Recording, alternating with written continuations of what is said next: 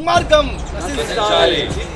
Iran ప్రజలపై America Israel దుర్మార్గం, ఆపాలి యుద్ధాన్ని వెంటనే, ఆపాలి యుద్ధాన్ని వెంటనే, ఆపాలి యుద్ధాన్ని వెంటనే, ప్రజలపై అమెరికా సామ్రాజ్యవాద దుర్మార్గపు దాడి ఖండించండి, అమెరికా సామ్రాజ్యవాద దుర్మార్గపు దాడి ఆపాలి, ఇరాన్ పై యుద్ధాన్ని వెంటనే ఆపాలి, ఇరాన్ పై యుద్ధం వెంటనే, ఇరాన్ ప్రజలను చంపడం వెంటనే, ఇజ్రాయెల్ అమెరికా సామ్రాజ్యవాద దుర్మార్గం, ఇజ్రాయెల్ అమెరికా సామ్రాజ్యవాద దుర్మార్గం, యుద్ధాన్ని ఆపి శాంతిని వెంటనే, యుద్ధాన్ని ఆపి శాంతిని వెంటనే, యుద్ధాన్ని ఆపి శాంతిని వెంటనే. ఇరాన్ దేశ ప్రజల మీద ఇజ్రాయెల్ అమెరికా సామ్రాజ్యవాదం మదమెక్కి దుర్మార్గంగా దాడి చేస్తూ ఉంది. నెల రోజులు అయిపోతా ఉన్నది. కేవలం ఇరాన్లో రకరకాల ఆయుధాలు తయారు చేస్తుందని చెప్పి ఒక అసత్యపు ప్రచారాన్ని చేసి ప్రపంచాన్ని నమ్మించాలని చూస్తుంది. కానీ ఇవాళ అమెరికా కానీ ఇజ్రాయిల్ కానీ కేవలం అన్ని దేశాల్లో ప్రపంచంలో ఉన్నటువంటి ఇరాన్ లాంటి అనేక దేశాల మీద తన ఆధిపత్యం కోసం, తన అనుకూల ప్రభుత్వాలను నెలకొల్పడం కోసము ప్రయత్నం చేస్తూ ఉంది. 2003లో ఇరాక్ మీద దాడి చేసింది, అట్లాగే ఆఫ్ఘనిస్తాన్ మీద దాడి చేసింది, మొన్న వెనిజులా అధ్యక్షుని కిడ్నాప్ చేసింది. ఇవాళ ఇరాన్ దేశం మీద దాడి చేస్తుంది, యుద్ధం చేస్తూ ఉంది. ఒక దిక్కు ప్రపంచంలో ఎటువంటి సమస్య వచ్చినా పరిష్కరించుకోవడం కోసము ఐక్యరాజ్య సమితి, భద్రతా సమితి అనేటువంటి సంస్థలు ఉన్నాయి. వాటిని లెక్క చేయకుండా ఏకపక్షంగా దుర్మార్గంగా కిరాతకంగా ఇవాళ ఇరాన్ ప్రజల మీద వేల మందిని చంపినటువంటి దుర్మార్గపు చరిత్ర ఇవాళ ఇజ్రాయెల్ అమెరికాకు ఉంది. అందుకోసమే ఈ యుద్ధాన్ని ఆపాలని చెప్పి సిపిఎంఎల్ న్యూడెమక్స్గా డిమాండ్ చేస్తూ ఉన్నాం. ఎక్కడో యుద్ధం జరిగితే భారతదేశంలో ఉన్నటువంటి ప్రజలకు నష్టమేంది అంటే ఇవాళ చమురు ఉత్పత్తి ఆగిపోయింది, పెట్రోల్ డీజిల్ ఆగిపోయినాయి. పెట్రోల్ డీజిల్ ఆగిపోవడం వల్ల ఇలా గల్ఫ్ వారి యొక్క టెక్స్ పడతా ఉంది.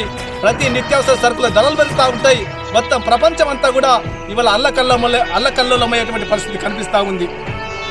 అంతేకాదు ఒక వారం 10 రోజుల్లోనే మొత్తం ఇరాన్ని కంప్లీట్ చేస్తాం, సర్వనాశనం చేస్తామని చెప్పి అనే భ్రమలు పెట్టుకున్నటువంటి అమెరికా ఇజ్రాయెల్కు ఇవాళ ఇరాన్ ప్రజలు కానీ ఇరాన్ నాయకులు కానీ అదేవిధంగా వాళ్ళకు మద్దతు ఇవ్వమని అనేక దేశాలు కూడా గట్టిగా మద్దతు ఇవ్వడంతో ఇవాళ అమెరికా వెనుకకు దగ్గర పరిస్థితి వచ్చింది. కాబట్టి ఎక్కడైనా అన్యాయం జరిగినా ఇవాళ సిపిఎంఎల్ నుండి మద్దతు చేస్తూ ఉంది.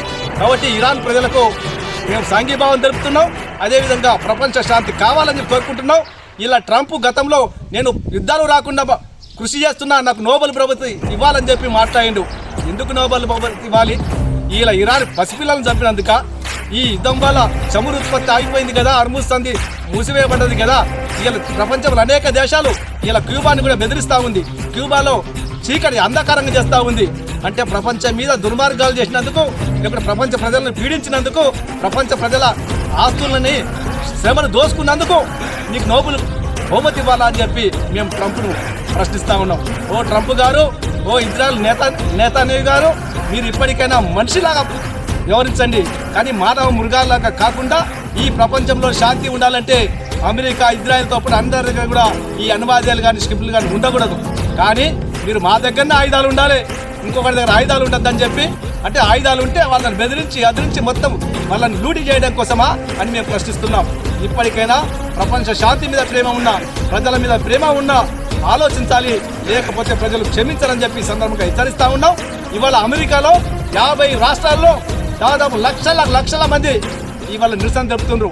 ట్రంప్ నీ దుర్మార్గ బాబు, ఇరాన్ ప్రజల మీద అన్యాయంగా దాడి చేస్తున్నామని చెప్పి అమెరికా దేశంలో నీ సొంత గడ్డ మీదనే ఇవాళ ప్రజలు వ్యతిరేకిస్తూ ఉన్నారు.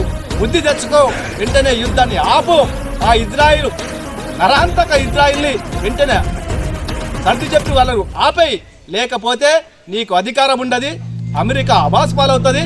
కాబట్టి ఇప్పటికైనా ఈ ఇరాన్ మీద జరుగుతున్న యుద్ధాన్ని తీవ్రంగా ఖండిస్తూ ఉన్నాం. మీరు ఆపాలి, ఆపకపోతే మీరు పతనం కాక తప్పదని చెప్పి హెచ్చరిస్తూ ఉన్నాం.